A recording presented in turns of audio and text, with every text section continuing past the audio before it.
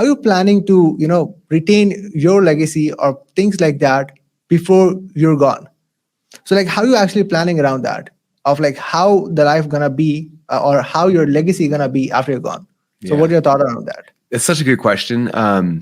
It's interesting because I think about it a lot. Like, I think for everyone, like, why were we born on this earth? Why are we here? Like, what's our mission? What's our reason? What's our purpose? The people who have this failure to success sort of story, most people don't realize it is kind of like when somebody is like sharing it, kind of like condensed. But when they were actually into the real stuff, while they're experiencing it, there's a lot of pain.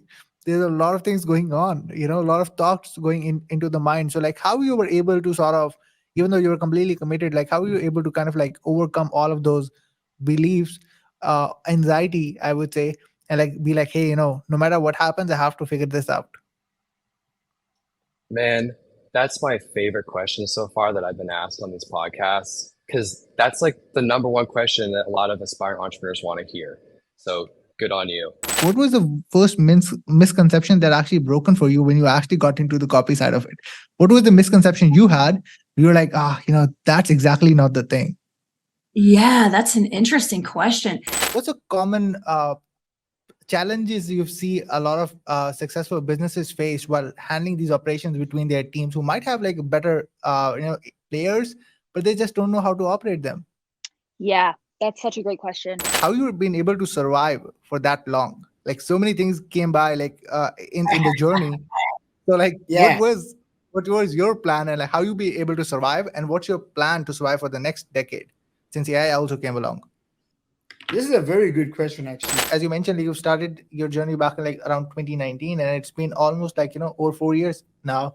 And what if you list down like 2 or 3 things out there that kind of like catapult your journey or your speed of income, impact, network, and all of those things out there? What those things could be? What do you think about it? Yeah, that's a good question. What do you think about of the people who have like they get into space, get short-term success, and now they're invisible, versus compared to the people out there who might have the exact same success, but it took longer for them to be there, but they're still relatable and they're still in the space even after 10 or 15 years. Like, what's your thought and opinion on that, which you think about? So if I understand the question correctly, there's some people that like come out of nowhere, they get success and then they fizzle out and we don't like ever hear from them again. And then there's like those people that it takes them a while, but eventually they have success and they have staying power.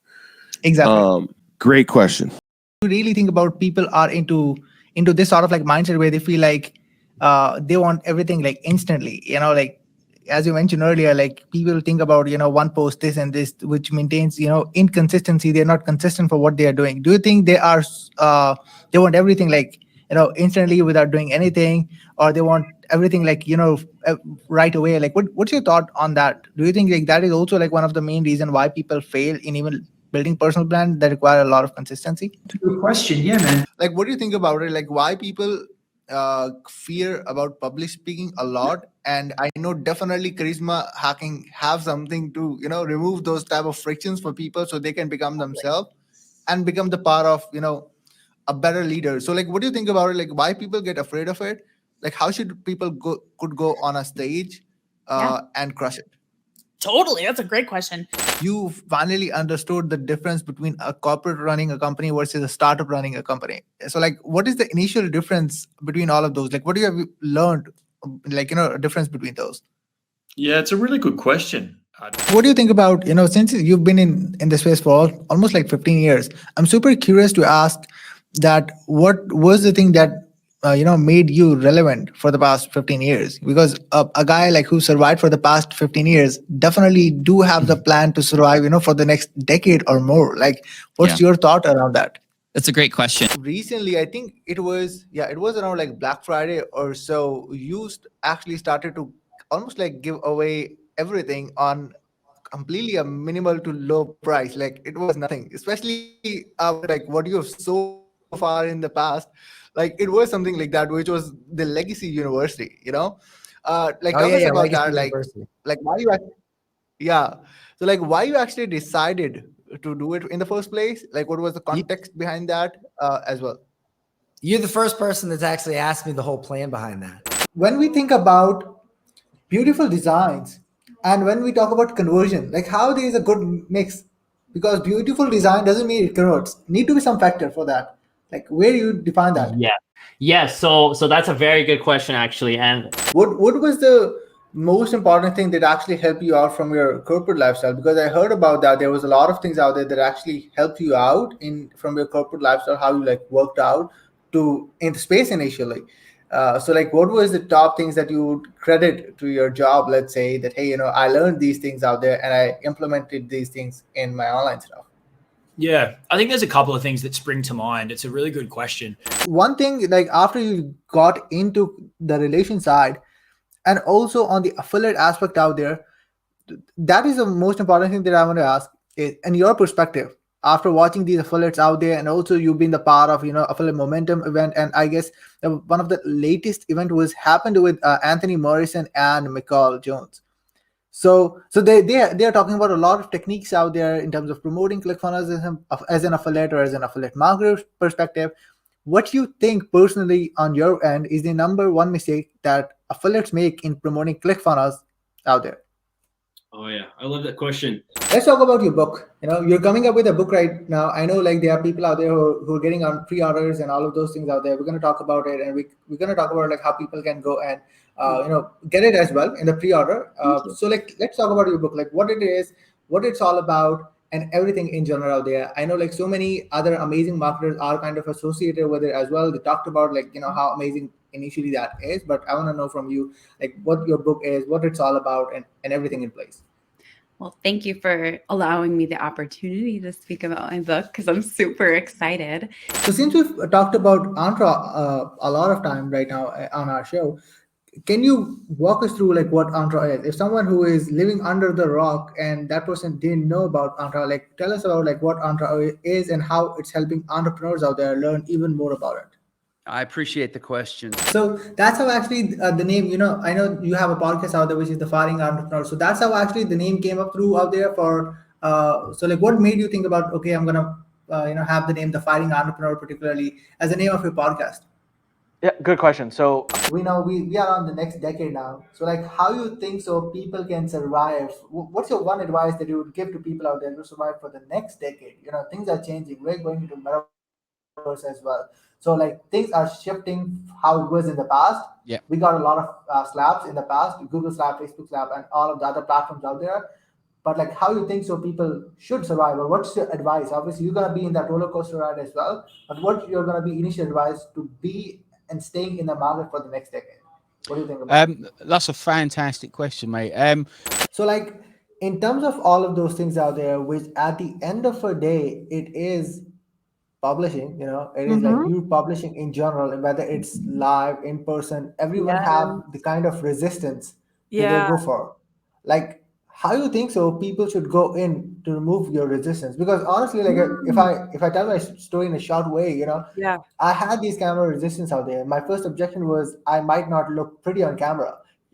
So that was my first and the second thing was like, what people gonna talk about me if I'm gonna do public speaking? Like people have these thoughts in their mind, which is like mostly super common. Like how people should get out of those resistance, frictions, false beliefs, and do something which is publishing regarding it in person, virtual, whatever it is. Oh, so good, RJ. Such a good question. You are into stay flow, you've built like so many amazing connections right now. I know you're not stopping at all, it's like you just started.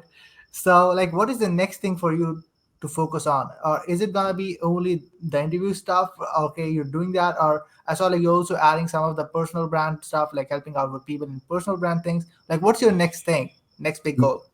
Yeah, it's funny. I get asked this all the time, and I love this question. I really do. I think most of the people out there who really get stuck is they really don't know what, as you said, the world is full of noise and so many things out there. They really don't know what's the very next step that they should go for, able to grow their mind plus they grow their business. What is the very next step that they should go for? So if you talk about one last thing about that, it would be awesome. Okay. I love this. Like, I just show up super present to this interview, and I love that you asked that question, and then I have an answer for you. Throughout the journey that like when I joined into space and I saw you and I saw your stories and the rest of the things out there, you've grown over your comfort zone, You went on even on Russell Brunson's inner circle. You used to see all of the millionaires out there, and you started to get into that particular space and started to get out of your comfort zone. So one thing that I want to ask is, and that is most common for every single person out there, even though they are in book writing or either they are dream 100 people, they're like, I just don't know what other person gonna respond. Why you think so that people just don't get out of their comfort zone? Like, what makes them stop for getting out of their comfort zone, regardless whatever the thing is? Wow, what a really good question.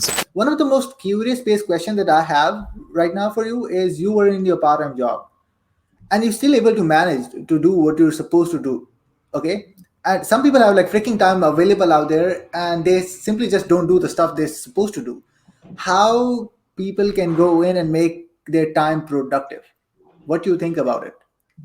That's a very good question. That's a very great question. So with your lighting secrets program, which was typically your $47 program, you talked about cinematography, like you taught people out there, how to have a better lighting, to make it look more good and everything out there.